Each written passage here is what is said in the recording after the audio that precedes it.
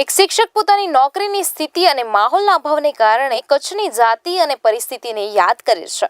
આ શિક્ષક જે છેલ્લા 25 વર્ષથી કચ્છમાં નોકરી કરી રહ્યા હતા ત્યારે તેમની કુટુંબ અને માહોલ માટે અનુકૂળતા ન મળી હોવાથી કચ્છના પરિપ્રેક્ષ્યમાં પાછા જવા માટે તેઓ પત્ર દ્વારા જિલ્લા શિક્ષણ અધિકારી પાસે વધુ સુવિધા માટે બદલીની વિનંતી કરી રહ્યા છે।